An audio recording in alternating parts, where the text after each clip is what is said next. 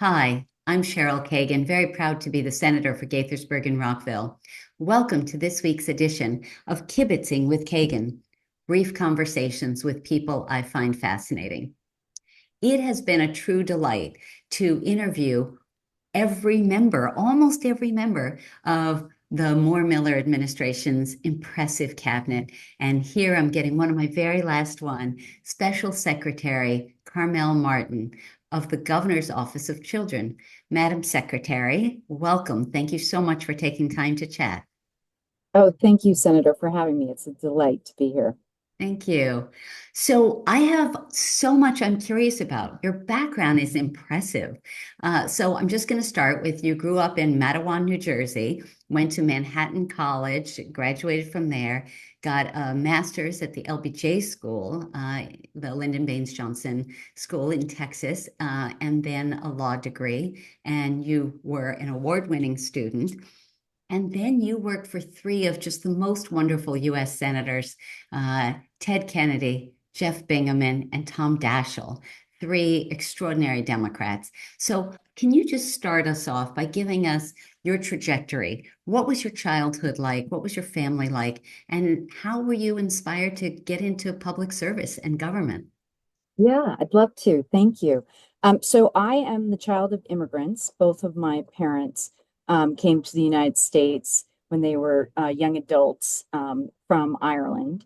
And my dad he wasn't a high school dropout, he was a middle school dropout. He came from, is from a farming community. His father owned a farm. He was a family of 11. And my mother, she went to a trade school to become a nurse, so doesn't have a college degree, but did get qualified to be a nurse. So when I arguably, I would say that my parents really kind of personified the American dream. My mother lost her father when she was very young, Mm. so also lived in relative poverty growing up. And they both came to the United States, and we were never wealthy. We were definitely solidly working middle class family. Mhm. But when my father retired, he was an officer, a vice president in a bank in Manhattan. So I feel like Wow. seeing their experience kind of gave me passion for the opportunity that is America.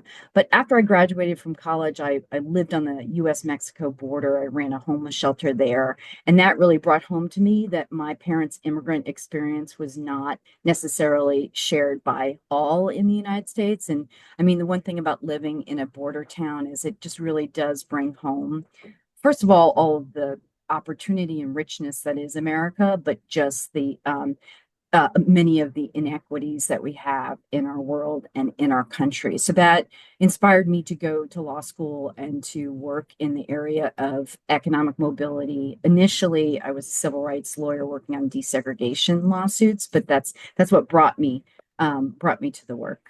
Unbelievable. And not to be super partisan here, but also it sounds like set your values as a Democrat. Yes, I came from a very conservative family and community. Manhattan College, the college that I went to when I started there, there was a young conservatives club and a young Republicans club, and that was all. And I started the Young Democrats club at Manhattan College, and I Yeah. think there were four of us. And we were the subject of pretty strong ridicule in Wow. that context. So I feel like that also has helped me in my approach in the work that I've done. Mm. Definitely found fairly early in life a commitment to progressive values, but also feel like because I've had a lot of relationships with people who come from a different set of values. I think that has served me well as I've worked on public policy, give me the ability to sort of meet people where they are and try to understand their perspective so we could still accomplish good things. Amazing. So you worked in a law firm, as you said, and the Center for American Progress, which is a very well-respected think tank, policy think tank on progressive issues. And then you went to the White House and you were connected with Obama, with President Biden, President Obama, President Biden, Vice President Harris. We're going to get to her in a minute, but I love that you were described as a ghost and the most the most important person you've never heard of. So, talk a little bit about your experience in the White House and working for administrations. Well, I just feel really, really privileged to have had the opportunities that I've had. When I worked for President Obama, I was at the Department of Education. I was an assistant secretary for policy and budget. And then for President Biden, I was deputy director of the Domestic Policy Council, and my portfolio was economic mobility. So I worked across a broad spectrum of issues. The agencies that were within my portfolio were education, labor, human services side of HHS, and the U.S. Department of Agriculture. And it was just such an incredible time to be at the White House because after President Biden was elected, it was a time of great crisis. We're in the midst of the pandemic. But as we used to joke, even in the Obama White House, but also in the Biden White House, you couldn't let a good crisis go to waste. I do think under the president's leadership, we were able to both stabilize the country with respect to the pandemic, with respect to the recent threat to our democracy, stemming from the transition in January 6th. But at the same time, we use that as an opportunity to really push the country forward in really remarkable ways through the Recovery Act, first and foremost, but then subsequently through these major pieces of legislation, the bipartisan infrastructure bill, the CHIPS Act, which was investments in our economic competitiveness, and the IRA bill, which focused on clean energy economy, but other important investments to help the country not just recover from the crises that we were recovering from, but to actually propel us forward. Yes. So it was really, really such an honor to be able to work in that position.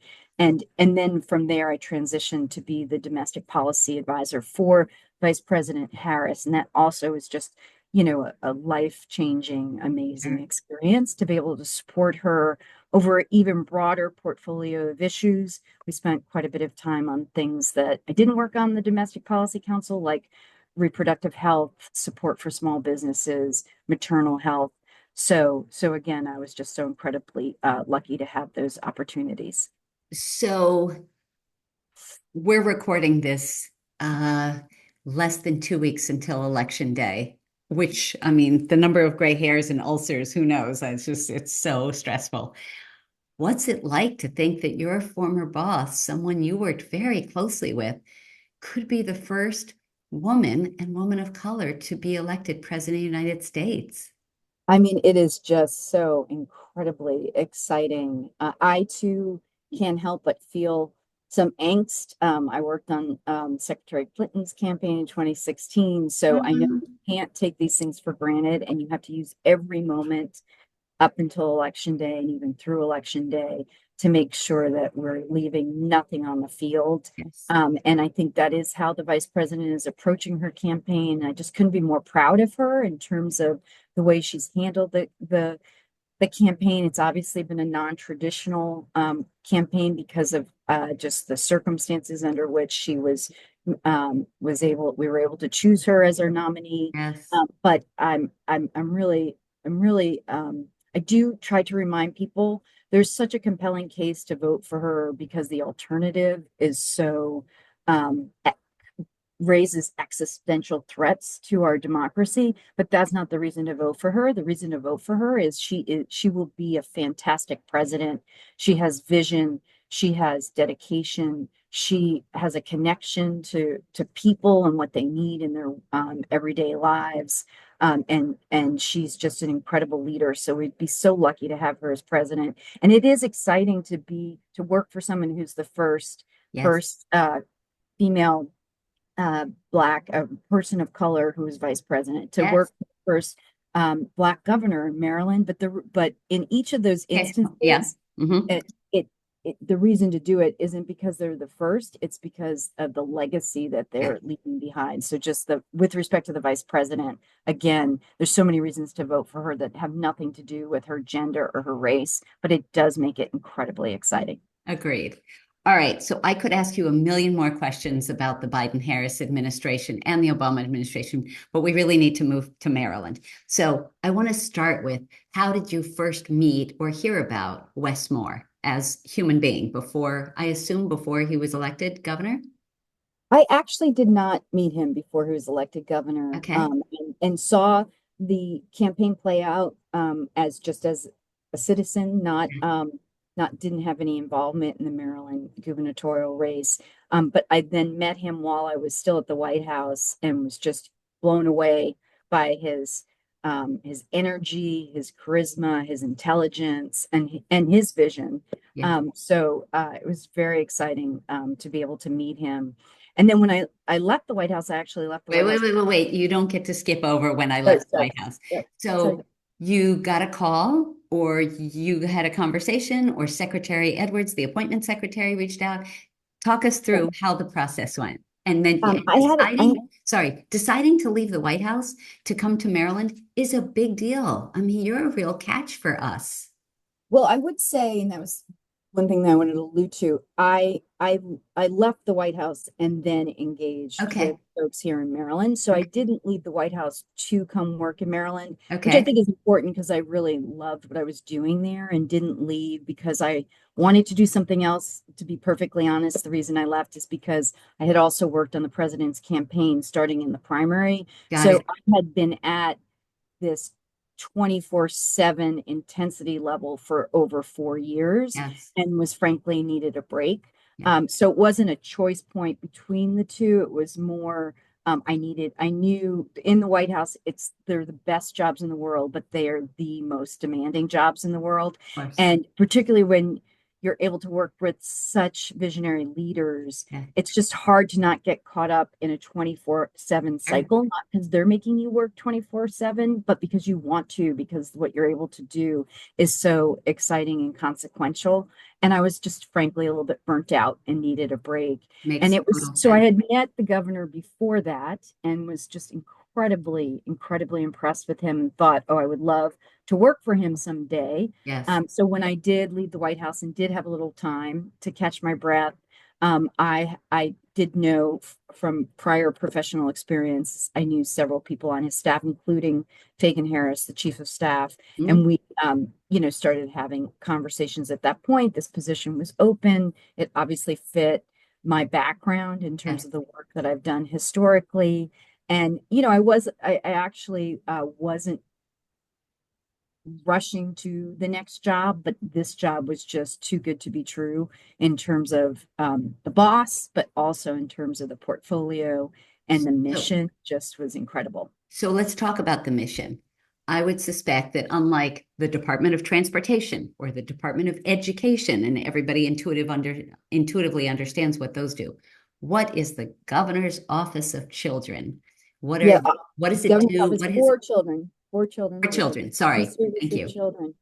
So it is an office that sits within the governor's office. We are sort of a quasi agency. We do have programs that we administer, but big picture, our vision is to look across programs, services, agencies, sectors, and say, how can we make Maryland the best place for children to live? We are particularly focused under the governor's leadership on eradicating child poverty in Maryland, but we do work in collaboration with other agencies across the governor's cabinet on how we can improve services and supports for children and families more broadly. So we think about things like how can we improve the child care system? How Yes. can we think about the various programs that are designed to provide mental health and behavioral health supports to children and improve the delivery of those services? So the nexus for us is we have the ability to kind of have a little bit of a 10,000-foot view across Mhm. programs and services and agencies and say, how can we make sure that 1+1 = 3 as opposed to 1+1 = 2? Because the way people live their lives is not the way government is organized, right? Your average family who is perhaps looking to improve their economic circumstances, they need job training support, but they can't access that job training support if they don't have transportation to get to the Right. program, or they don't have childcare to get to the program. So a big part of what we do, totally in collaboration with our fellow cabinet members at health, at human services, at education, is say, how can we work together to make sure we're meeting people where they are? That, Yes. the way they live their lives is how we're thinking about it. And a big part of what we're trying to do is really change the relationship between people and government, so that we can, really deliver as much bang for the buck as we can for the Maryland taxpayer, because there are a lot of government programs and services that support children and families. But how do we make sure that they are being fully utilized and getting the biggest impact possible? Yes. Yes. Just a quick, how is children defined? Is it birth to 18 or is it different than that? Well, it is birth to 24, because we 24. recognize that young adulthood. I mean, the brain science tells us, and I've told Yes. my two daughters repeatedly, that brains aren't fully formed until about 24. And there's a lot of need for continuity of services between exiting high school and actually launching successfully as an adult. So that's how we think about the frame. But we also are very conscious of the fact that you can't serve children well if you're not serving their family, whether they're biological families or chosen 100%. families, that you can't serve children well if you're not thinking about the family unit. So we really do think across the spectrum of services and supports for families. We're not thinking two-generation approach, because frankly, some families are three-generation families. Right. It's beyond, so we're really thinking about the family unit as So one well. of the things that I think has been extraordinarily impressive about the Moore Miller administration is the way that you guys collaborate and work together on priorities, programs, and Marylanders who have been historically left behind. So again, I have a ton of questions, but you referenced behavioral health. So let's talk for a moment about 988, which is I have actually legislation that's going to be expanding access, but the anniversary, I think 2-year anniversary was just a couple of months ago, and a recent study showed that less than 25% of Americans have ever heard of 988, and young people are among the clients who need it the most. Can you talk about what you're doing, probably in partnership with others, to push the word out about 988? Yes, absolutely. And our Maryland Department of Health, run by a phenomenal secretary, Laura Herrera Scott, is really doing a tremendous amount of work in this space. But that is a place where we're looking to be a partner to her on that front. One of the primary vehicles for us to provide support is the Governor's Office for Children supports through our local management boards, which are in each county and in the city of Baltimore. We fund a collaboration across agencies at that level, to improve services and supports to children and families.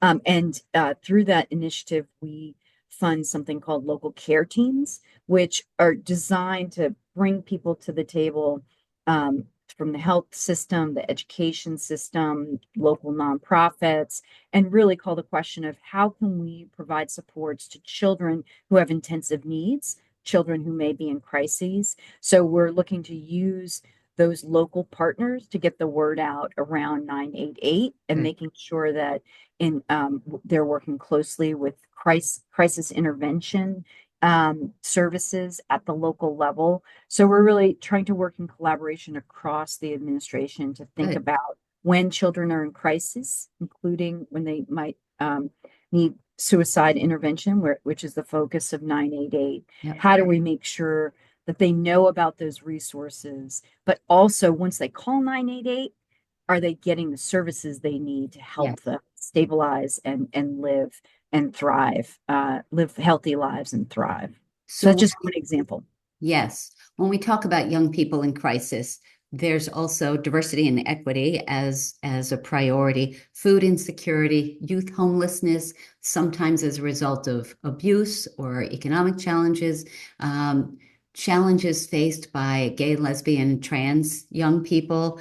Um, can you speak to Yeah. how you're trying to fix all of those? Yeah. Well, again, in partnership with other agencies, we're a relatively small team, but Yes. I would say that we have two basic strategies in our approach to tackle that myriad of issues that you just mentioned. Again, our North Star under the governor's vision for the office is to really focus on child poverty. How can we help eradicate poverty in the state? All of the issues that you mentioned come into play in that context. If we're actually going to tackle child poverty, we have to figure out how we can support children cradle to career with Mhm. a continuum of services and supports that help them to be unlock their potential and help them to thrive. But we also need to think about how we can support their families, uh, giving them help. A priority for us is making sure they have access to health care, but also have a stable economic environment. And then we're also thinking about community. How can we make sure that the communities that children live in are safe and places where they can thrive? We have two basic strategies. One is we've identified the jurisdictions in the state that have the highest concentrations of poverty, and we've got a place-based strategy. We're looking to support partnerships at the community level that are looking at help access to housing, access to job training programs, access to education. Is there access to small business support in those communities? And how can we lift up the people in those communities working to execute on their vision for their community? So there, it's a very place-based thing where we're trying to bring together all the services and supports, but it does mean asking the question, if there's youth homelessness in that community, how are we making sure that our Department of Housing is giving the supports that are needed to those children in those communities? Then separate and apart from that work, but connected to that work, we're using the Children's Cabinet to call into question, how can we work together across the government to improve our supports to children across the state, not only in communities that have high concentrations of poverty. So perfect example is we supported the Department of Housing in applying for a grant from the federal Department of Housing to support tackle youth homelessness. And what Secretary Day would say, if you want to tackle youth homelessness, it's not just about making sure they have access to affordable housing. It's also if they're an LGBTQ youth that have been kicked out of their home because of their parents' rejection. That requires a different set of interventions and support for that child beyond just where they're going to live. Mhm. Yep. A lot of people are homeless because they don't have access to good jobs. So if you're going to tackle homelessness, you do need the Department of Education at the table, the Department of Mhm. Labor at the table, the Mhm. Department of Housing on the table. So that's sort of a sweet spot for us, and we Mhm. are using the Children's Cabinet to support the Department of Housing's work around youth homelessness, but it's very much an all of government approach. And we're sort of give them the platform to work together around that issue. So, can you talk briefly about how you work with Secretary Montero and the service year option, Governor Moore's first in the nation opportunity for young people to have paid internships with nonprofits, with government agencies, and businesses to develop life skills and job skills? Yes, they've been tremendous partners to us, Yes. and both relatively new organizations. So we've actually benefited from learning from their experiences as we scale up and solidify our organizational structure. But yes, we have worked very closely with them and so excited to do more. I mean, an example of work that we're doing together is in the communities with the highest concentrations of poverty. We Yes. are going to partner um, with our service colleagues to ensure that the young people in those communities know about that opportunity and are being provided the support they need to Yes. explore that possibility. And then at the same time, we're also going to be working with them as we identify these communities and the community-based organizations in these communities that are working to increase economic mobility, create service year slots within those organizations. So we can have Yes. people in the community participating in the service year option, but also organizations in these communities that benefit from that talent and from additional capacity. So Well, it's something we're really, really excited about. And I should mention that our work at the place in the place-based work is called Enough.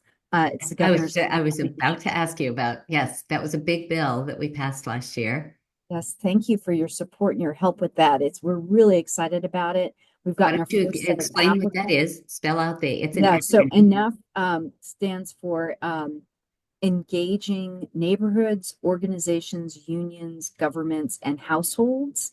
And the concept is that if we are going to tackle the root causes of poverty, we need everybody at the table to make that successful. So Enough is a program, and we're about to give out grant dollars to community-based organizations in the neighborhoods in the state with the highest concentrations of poverty, so they can develop and act on a neighborhood revitalization plan for their neighborhood. But it's also really an initiative because we don't have enough grant dollars to support all of the Of communities. course. So as we're working deeply in a relatively small number of communities across the state, improving the concept, we're also going to be working through the Children's Cabinet to find ways to support these communities even outside the Enough grant dollars, to really spur action. There's sort of three core operating principles to our approach in the Enough space. The first is We this got to do all this should be fast.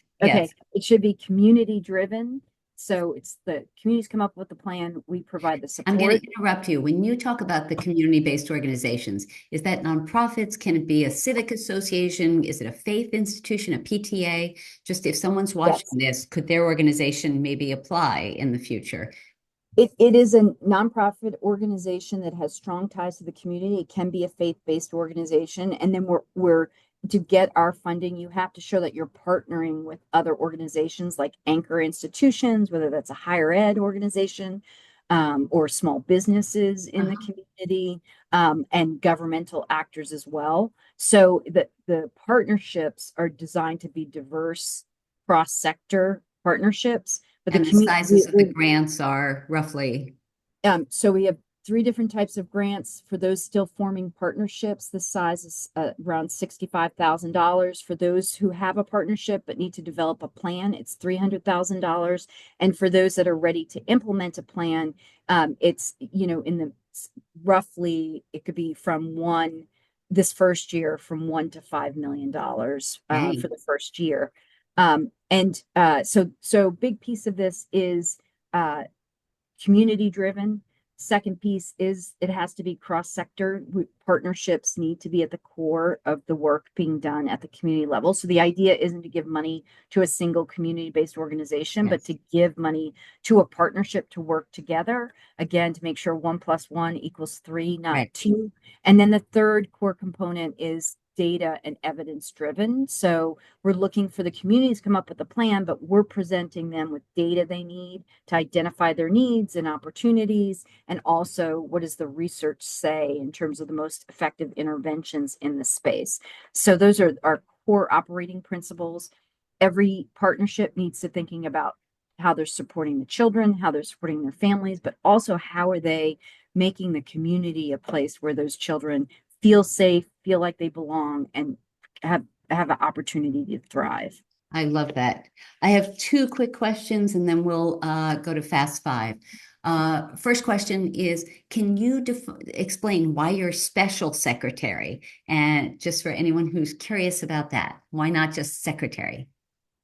To be honest with you, I'm not exactly sure. I think it's because it was a position created by the governor to Okay, execute on his vision for his administration and cabinet, as opposed to something that is set in statute. got it. So I think the secretaries, there's legislation that create their agency and create their title as Okay. secretary. I think you should just say because you're extra special, but That sounds good. any priorities that you want to mention quickly before we start to wrap up? Is something we haven't covered? I would say that some of our key priorities are, successful execution of the Enough program. And if people are interested in it, please go to our website, and learn more about it. But the other piece that is taking up quite a bit of our time is we're partnering closely with the superintendent of schools, Carrie Wright, another fabulous cabinet That's member, great. Yeah. around the community schools initiative that's embedded in the Maryland's blueprint. And that's another place where we really feel like that cross-sector, cross-agency engagement can really help. This is such an exciting initiative that was in thanks to people like you, Senator. We have significant resources flowing to our schools that have the highest concentrations of poverty. So schools can be a center of their community, but more importantly, their community can be brought into the school to support the children and families in those schools. So that's another initiative that we're really excited about. Perfect. Well, Dr. Wright is doing a great job and was a Kibitz guest several months ago. So uh, it is time. Secretary Carmel Martin, Special Secretary for the Governor's Office for Children. It is time for the Fast Five. Five quick questions, five quick answers. I'm Question. most nervous about this part, but go ahead. Question number one. So you've had so many stressful jobs and working long hours. What do you do to decompress and relax? I try very hard to exercise in lots of different forms, but I do feel like making time in my day for that is game changing for me. So I don't always succeed, but that's a high priority. Great. Question number two. Who most inspires you? Oh, that's such a tough question because there's so many people I've been inspired by. Um, I would say very I would say my dad inspires me in terms he's no longer with us, but he definitely inspired me. And then the man who founded and ran the homeless shelter on the border that I described is a man named Ruben Garcia. And yeah, if I could be a tenth as good a person as he is, I would consider myself a very successful person. Amazing. Question three. Who was the most influential or favorite teacher in your life and why? Ooh. Um,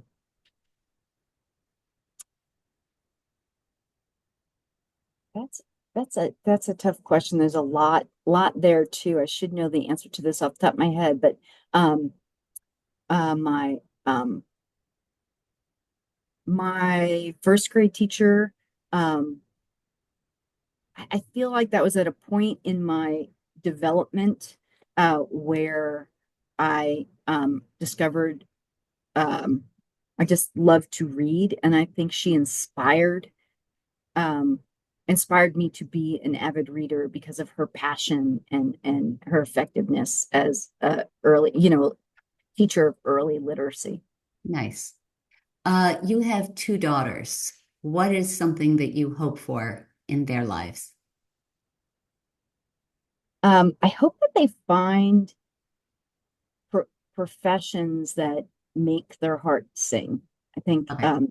they're sure to be successful in wherever they choose from a professional standpoint. But I think it's such a privilege to be able to do work that makes your heart sing. So I think that, and they're both they're young adults, so they're trying to figure that out right now. I love that. So, Secretary Martin, what is your hidden secret superpower?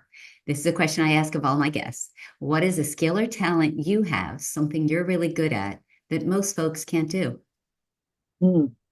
Well, my Irish immigrant parents raised me to be very uh, humble, so that's like a hard thing to articulate out loud. I mean, I think the skill that I hope I'm really good at is a lesson that I learned from Senator Kennedy. He was a great mentor Mhm. and boss. He said to me very early on in my experience with him that don't secret to success is let other people see your ideas as their ideas. Mm, That is a way, particularly in the policy circles and the machinations of Congress, to be successful. that's fantastic. Well, Madam Secretary, thank you for your extraordinary career and for being such a change agent and devoted to progressive and thoughtful and effective policy. Thank you also for taking time to kibitz with me today. I look forward to seeing you again soon. Thank you so much. And thank you for your leadership and your amazing work for the people of Maryland. Thank you. See you soon. Take care. Take care.